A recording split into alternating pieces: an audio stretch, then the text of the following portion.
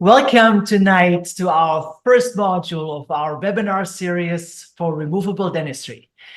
We thought it would be great to talk, to chat, to discuss removable because that's always like a little bit of a tricky situation. Some people don't like it. Some people have a little bit of concerns to start a case. So for us was the idea to actually discuss with you guys and with us here just removables like dentures, basically, how to start, how to proceed, how to even maybe tackle a more difficult and more complex case, right? So that was the idea. So we tried to make it like fun a little bit, a little entertaining, right? Not too boring because dentures can be sometimes a little bit boring. So we tried to make it a little bit more fun tonight. I'm super happy to have Veronica next to me here. She is a star in her profession, basically. So we're super happy to have her here tonight. Basic foundation in removable and partials, right? So that's kind of our first topic. See a little bit of an overview over the next 6 weeks. So we will meet every Wednesday at 6:30. So let's get it started. Conflict of interest, by the way, Veronica and me, we don't have any financial interest in that lecture, but also not our family members. So that's a pure like education for you guys. It's free for you and me. So from my side, who does not know me, my name is Alexander Wünsche. As you can tell my last name, I'm German. I moved to the United States to the Miami area in 2009. And now I'm co-owning Zahntechnique, which is a very boutique, high-end laboratory. We're specializing on full mouth rehabilitation and aesthetic cases with Danielle, my wife and business partner. Also, I'm very happy to have Veronica here now. She joined us this year. And yeah, how about introduce yourself? Good evening, everyone. So my name is Veronica. I originally come from the Czech Republic, from Prague. Many of you may know me when I had my small dental lab in Maine. But my daughter grew up and I needed an overall change. So I decided this spring to join Alex and Danielle in Miami, and I could not be happier. So yes. Awesome. Yeah, so we're super happy to have you here. And so that's the goal, right? We have that idea to build that kind of team of really amazing technicians to give actually our clients the best service back. So that's now the idea, Veronica here. And we know each other over 10 years now and cooperating already since many, many years together in especially removable and also especially in implant cases, in larger cases, basically, where we're giving ourselves tips back and forth and helping each others. Okay, so learning objectives for tonight. We would love to help you not having concerns starting a removable case, a denture, basically, right? Some of you guys say, why should I have concerns and fears? I do that every day. Yes, but many of you not. And that's where I hear when I'm getting phone calls and, hey, Alex, what do? I need to start that denture, right? So we also want you guys to understand the importance of the bite block, and that we will definitely stress today a little bit on that. Definitely Veronica will explain a lot about the bite block because that will give us a lot of information to set up teeth properly, right? And then we're going to give you some tips and pearls how to recognize the tools they're needed to start a case and to proceed with the case. Okay, this is my favorite slide, and I put it here for a few reasons. One is that when I'm not making teeth, I love shopping for art, and I just love art. So that's one of the reasons why I actually ended up being a dental technician. I grew up in a family full of artists. So, but the Picasso painting basically shows you that you can look at your patient like Picasso looked at a blank canvas. So look at your patient and you have limitless possibilities and options how to proceed with the treatment. So don't limit yourself, open your minds and go for it, I guess. Yeah, I mean, basically, don't take the windy road like you see here on that slide, right? You don't want to go, you actually want to go straight to the finish line. That's where we're here. We want to help you to understand how to go with the case straight to the finish line. There are many different roads you can take to get to the final destination, and they may be all right. What you always want to avoid is the windy roads to extend the treatment, because that's patient suffers basically, right? So you want to basically take the most efficient, most effortless, and most economic way to get to the final destinations. That's why we're here today or tonight actually to help you to find that way. Okay, treatment planning. So this is a tricky one. So here we are just showing a couple of cases. One on the left that is very poorly treatment planned, obviously, and I would call it a failure. And on the right side, you can see a properly treated edentulous patient with removable. Actually, that is an immediate denture that I did back in Maine with Dr. Cohn, Miles Cohn. And it's very natural looking, and that I would say very much of a success. The patient wanted something very natural. So that's why the teeth are not looking like pearl white chiclets, I would say. But here, the two examples show you how properly treat a patient and what to avoid. Yeah, and then the evolution of dentures, right? Besides having the right setup and having the right aesthetic landmarks, what Veronica will stress a little bit later on some slides, the evolution of dentures nowadays, like materials, right? So right now we really experiencing a run in digital dentures. And by the way, digital dentures is going to be part of module 3, so in 2 weeks. That's amazing right now. What I'm seeing, what's kind of getting launched in terms of workflows, in terms of materials, in terms of equipment, and in milling and printing, right? We're still fighting what's better, but that's basically really amazing to see what's going on there. So we definitely experiencing an amazing evolution, and it's not stopping yet, right? I'm excited what we're talking maybe in 2 or 3 years about, right? So that's really, really cool. I experienced that evolution like a decade and a half ago, so 15 years, almost like 18 years ago with zirconia, right? When CAD/CAM hit the dental laboratories really hard and we really started making serious restoration in full zirconia, that was the same thing. And now we experience the same thing since multiple years now, since almost 5-6 years in dentures or removable in general. And so dentures, what and why, right? Removable appliances that replace missing teeth. That's it, isn't it? Well, I mean, look at removable appliances. We can go really wide, right? I mean, you agree, right? We have full dentures, partials, immediates, but it goes up to full mouth rehabs and implants, basically. What's super exciting, and that goes back to the evolution, is the fabrication methods nowadays. We can do analog, digital, or we can do digilog, right? That should actually be on that slide as a third point here, the third bullet point. Digilog is like one of my favorites, right? We're combining the best out of both worlds, basically. But I would say you cannot do digital without an analog or knowing analog very well. So use that as your foundation when you're starting to approach digital dentistry in your office. Really, really get informed and learn how to treat patients with an old analog method, I suppose. I totally agree with you. And that's like where we see here all patients here, right? We working with human beings, and that's we have to keep in mind. And now we see patients just smiles, or actually they would love to smile, but they can't because they're missing teeth. And we are here to fill these teeth. Now we're here to actually guide you through over the next few slides how to give these patients back quality of life and smiles. And I would say before this next slide, and I'm going to get into the impressions a little bit more, but I would say absolutely utilize your dental lab and your dental technician. I cannot stress enough how many times during the day I pick up my phone to answer phone calls from the doctors who have a patient in a chair and have questions, text messages. It's very easy. I'm always available and accessible to my doctors for any questions or discussion of a proper treatment with a patient.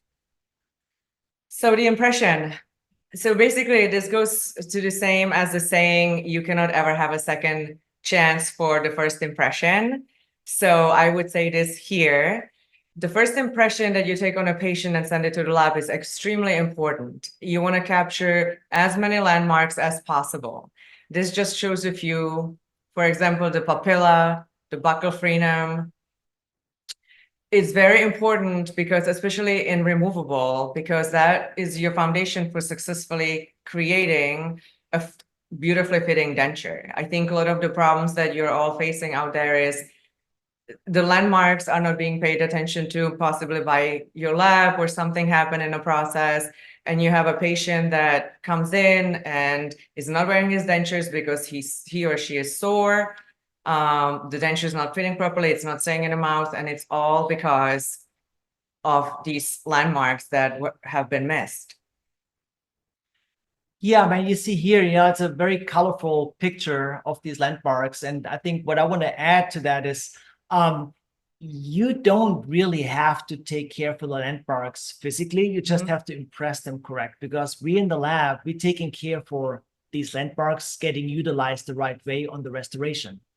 But we cannot actually do it right if you don't see them. Right. So that goes back to the impression what Veronica stressed early on. So that's very important. We have to see these landmarks to give you back basically a correct fitting, even starting with a bite rim, right? Or then also a denture and immediate dentures. That's very important. So these landmarks are crucial to really impress it nice. And yeah, this is especially in the, I was going to say, especially in the mandible, because I'm sure many of you have experienced this patient has a hard time with the retention of the lower denture due to loss of bone, loss of ridge. So this is very, very important to take the impression far enough in the retromolar pads, because that will create suction for the patient when you extend the borders all the way to the 2/3 of that retromolar pad. Right. So besides in the mouth, when we look into the models, the landmarks on the ridge and so on, right? There's some very important fact, which is actually extraoral, which is the facial analysis or the facial anatomy. The facial anatomy is, I would say, almost equally important than the intraoral anatomy. The intraoral anatomy is good for fitting, is good for function. The facial anatomy or facial, when we do a facial analysis, is important to actually for aesthetics. And unfortunately, most of these, or a lot of these denture patients or removal patients, they really suffer with aesthetics, right? So we really have to help them getting their quality of life back. And that's what we're experiencing. So to do a facial analysis, it's actually really easy to do. We just have to use the right tools or the right kind of methodology here, right? So if you're looking at a patient's face, we always realizing there is none patient which is symmetric. And even if the patients come to your office and say, oh, I want to have these 20 veneers, but they have to be all symmetric, or have this denture set up like the right side, like the left side. It's a nice wish to have. Unfortunately, it's not possible. We can aim for symmetry. We cannot give symmetry. It's not possible. And we shouldn't give symmetry because the face is not symmetric. So we have to actually play with the anatomy to make it look symmetric for the patient, or to blend it in as best as possible. For this, we need two pictures, or mainly two pictures, which is important in their full face. Full face photos, one in a smile and one retracted. Why is it important to have full face? Because even the face is full of landmarks, and we can utilize these photos to actually align them together, especially in 2 weeks when we talk about digital dentistry, digital removable. It's even more important to have these landmarks, because we're really showing you how we can merge or superimpose these two faces together to really even make a smile design for a denture patient. That's very cool. So now, if you have these photos, if you have the photos to analyze the photos, it's very simple. We just have to basically half the photo, mirror both halves to each other. So we have on one side and on one side, the right side. And so you see left side and right side mirror to each other. And so we have now the left side and the right side mirror to each other. And what do you see? It's the same patient. On one side, you see a computer nerd. On the other side, you see a quarterback, right? So that's like the thing what you really all of a sudden you see, oh, wow, this is definitely not a symmetry here, right? And that's what that patient actually looks like, right? So we have a more dominant and a less dominant side of the face, and that's totally normal. Why is it so important? Well, we have to see that, we have to know that, because that can help us to define the buccal corridor and the midline properly. So it helps us to set up teeth for a denture or for any removable case, or first for a diagnostic wax up the right way, right? So then when a patient says, well, my midline is exactly here, and then we say, no, actually not. We have to move it slightly to the left and slightly to the right to make it look symmetric. So that's very important. So always remember, if you send a case to your laboratory, take photos, take 2 photos. and they have to be full face. Don't even waste your time, go close up. We can zoom in, right? If it's a good shot photo, if it's all in focus, we can zoom in that retracted picture, but we want to see the full. Okay, so the bite block basically consists of two parts, which is the base. And I wanted to point out the base because when we send our bases and bites back to the dental office, the base already has a post dam. And the post dam is there for a reason, that it helps suction. When the doctor is putting this in a patient's mouth, it stays in place. So that is factor number one. And the second part of this is the wax rim. And why the wax rim? Well, it's because it's soft and it allows you and us to basically make the necessary marks for the proper establishment of the video. So, and if we have the bite block properly made, we also have to can look into the LTR. The LTR is the lip tooth ridge classification. And many of you maybe heard of the LTR, many of you maybe not. This slide is from Dr. Dean Martins. Thank you for that. And also Dr. Ricardo Mitrani has a phenomenal Spear article actually about the LTR. So I definitely encourage everybody to read that basically. And also just chat us if you want to have a link of the LTR of that article. I'm happy to share that. It's in the chat. Oh, Danielle, thank you. So Danielle just whispered over the link for that LTR article is in the chat. So definitely check it out. It's a really cool thing. So if you look at the classes, right, it goes from class 1, 2, 3, 4, and you see basically different defects. And these defects help you to classify what kind of restorative workflow you maybe want to target for that specific patient, right? So for a denture, typical class 3 horizontal defect, right? Because we're losing lip support. So we actually have to maybe add some more flange to the restoration, which should be a denture, but it has to be removable to support the lip, right? Class 4 is a combined defect of vertical and horizontal. So from class 2 and class 3, that also can be a denture. But now we're seeing without removing any bone surgically, we have more space. And maybe can even put implants and I can put some attachments into the denture, like locator, for example, or maybe a bar, right? So definitely check that out. I can literally talk for 3 hours about the LTR or even longer. That would be a whole lecture by itself. So that's definitely a cool kind of pearl to check out. I love that article, by the way. And I would say understanding the LTR relation will help you also avoid the crazy nasty photo of the patient on the left, in the first slide. So absolutely. Okay, intraoral occlusal record taking. So this is on the left side. You can see what our doctors get from us to basically put into the patient's mouth. And on the right side, you can see already the markings that the doctor is doing for us to be able to move to the next step, which would be a wax trying. So we see the midline, which is always very necessary for us to see. Also a smile line, again, for the size and shape of the teeth vertically, especially. And then canine line and also a video. And then you can see the bite registration with the, I say blue mousse, but in this case, it's clear. Clear, yeah. So that's what we should be getting back from the doctor's office. Right. And here, just to clarify again, the same markings, same landmarks Veronica just mentioned. Maybe to mention too is like, you see that 22 millimeters height or vertical height of that bite block. That's an average value. It's same like when I do a lecture for implants, for full arch restorations on implants, for example, always the question, well, how much space do we need, right? It's always, my answer is always, it depends, right? There are always values you can see in literature, but these values are not set in stone. Always remember that these are average values. So the 22 millimeters height of the maxillary bite block basically is an average value. It depends how large the patient, the mouth is, basically how wide the patient can open. It depends how large the arch is. That's very important to understand. Same with the lower, right? We have 18 millimeters here. That's also an average value. So the chairside adjustments for us are crucial. We don't ever want to see a bite block like you see on the upper right side come back to us with no markings. We always get scared when this comes back and nothing has been done to the wax rim. So making adjustments to the wax rim are very important because you need to establish the height of the video.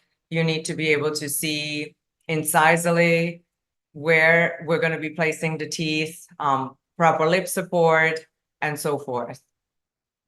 Yeah, so for me too, if I see a bite block non-touch, is oh my God, what happened? What did I do wrong, first of all, right? So is it too small? Yeah. So that's very important. So always definitely mark them up.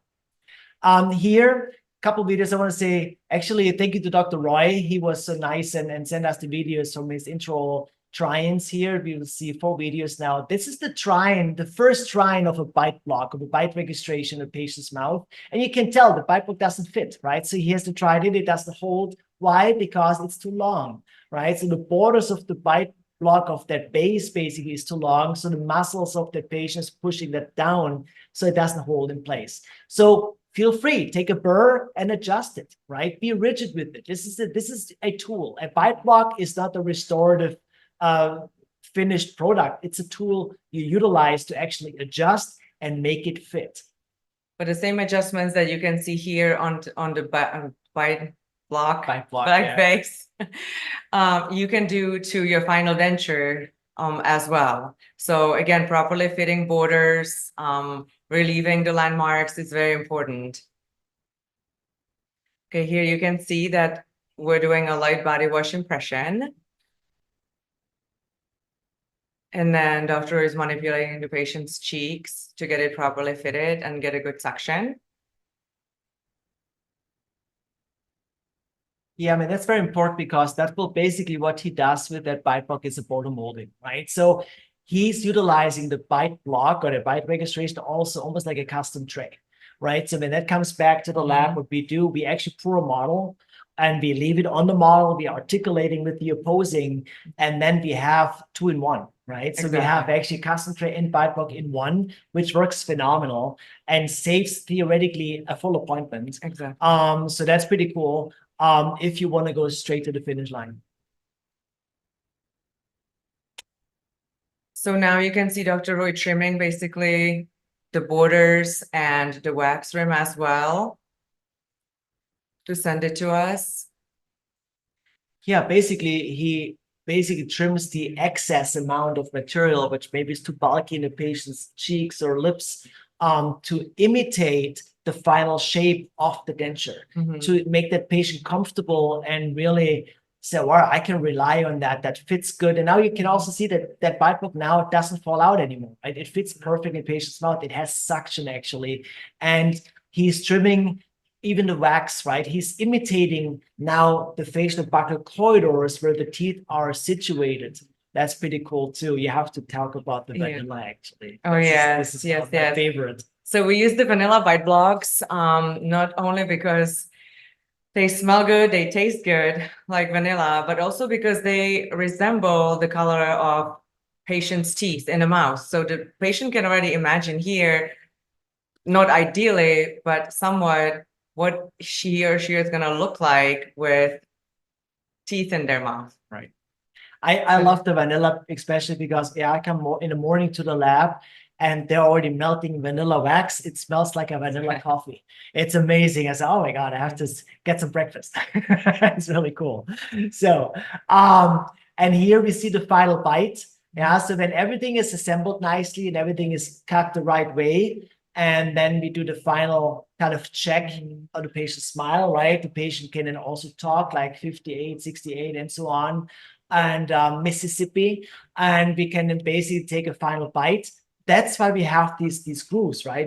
Exactly. These V-shaped grooves to make sure that bite registration material here, Dr. Roy is using PVS material, you can use blue mousse as well, is really nice and retentive in that bite block to give back to the laboratory.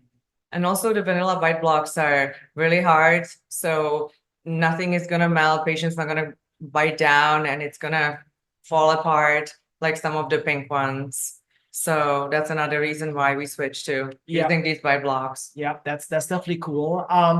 What I also as a tip, if the bite block is too hard and you have to actually really narrow it more or make it smaller. You can also warm it up slightly. I put in patient's mouth, put in warm water, put in patient's mouth, and let the patient softly bite together and really get the impression of the teeth in that wax.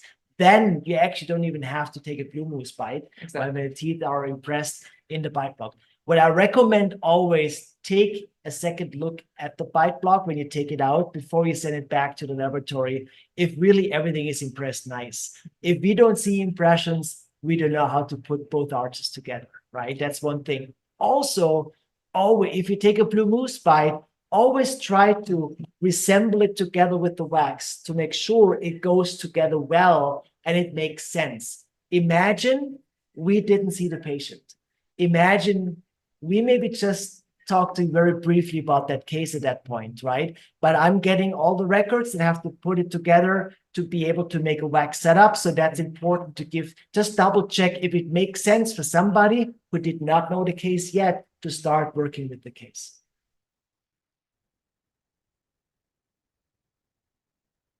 Oh, this is my favorite slide, the bite classifications. So everybody knows Dr. Angle and his classifications. So this actually goes back into the late 1800s, where he developed these classifications. And so class number 1, the occlusion is basically perfect. This is an ideal case that we don't have to, we would love to restore this without making too many adjustments. Class number 2 is the upper jaw is basically protruding severely to the lower jaw, and we have an overjet. And then class number 3, we have an underbite. So basically the lower jaw is protruding. And why I wanted to point out these classifications is for 2 reasons. We can try to correct the class 2 and class 3 by opening the bite. But the bigger picture here is to make sure that the patient can tolerate this. So if they were edentulous or if they had this issue for 25 years, it's going to be really hard for them to now all of a sudden they tolerate class 1. So keep that in mind also when you're treating your patients, the longevity that they have been used to having a class 1, 2, or 3 and trying to correct it. Yeah, what I was amazed about, I mean, I'm a technician since 30 years almost. That makes me very old, actually. I said 28 years. But I never really realized that the angle classes are from the 1800s. Yeah. It's crazy. It's in 1890, right? It's amazing. It's over 100 years old. And we actually still working with the angle classes in removable and in dentistry in general, right? Which is really interesting. So that was kind of blowing my mind, actually, when we were researching for the lecture tonight. That was pretty cool. Here, we see basically now it's kind of the grand finale. We see the bite block, we see the markings, the landmarks, and that's now where we're starting assembling basically the teeth, right? So we're starting our setup. We utilize the midline to set up the central incisors, set up the laterals, and then also the canines and floating back to the posteriors. That pictures in a slightly different angle. That's why you see the bite block is a little bit long in the posteriors. Usually we literally try to set the teeth exactly on that bite block along that line, basically, right? It's very important. And you see the final setup here, and that will be a final try-in before we then process to a denture. And you see here then basically that final case, upper full denture, lower partial in wax to try in. So basically there's another method that you can establish a video, and we will be talking about this more in our next modular. I did this a lot with specifically one doctor of mine in Maine, and it's great for saving chair time. It's basically when you have a patient in immediate dentures, you can do printed denture and use that as an impression tray, line it with light wash body material. And at that point, you're already establishing a good impression as well as a video. So this is something that will be addressed more in our next module. Yes, and I'm looking forward to that. There will be some tips and pearls, basically. If you are already digital kind of well-versed, you really can dive into that. It's going to be pretty cool, actually. So I'm looking definitely forward to that. Well, concluding, right? A very important bullet point here. You can't expect high quality output with low quality input. Usually we say it differently, but we really try to be very formal tonight. And then planning is key, right? Yes, So we do absolutely. together a lot of plannings here. We have a team of 11 technicians here, right? But Veronica and me start treatment planning a lot of cases together to really be able to find the best way possible, right? Everybody has an idea, and then we sit down with the team sometimes and really sit down and look at the case and go through the case and really find the best way. Do we have to do it for a little flipper with 2 teeth? Most likely not, right? But do we have to do maybe for a double arch denture with the class 3 occlusion? I would say, yeah, we're going to sit down and discuss what would be the best. And then we maybe call you and discuss it with you or FaceTime and make different suggestions, right?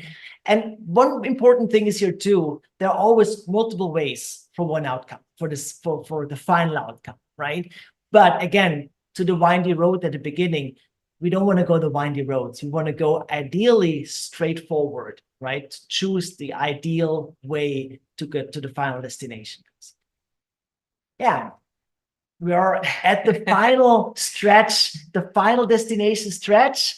I want to say thank you to everybody to watch. Stay on because we may have some questions. I want to say thank you to Veronica to join me here tonight for our webinar. I also would love to stress on the next presentation. It is next week, Wednesday at 6:30 again.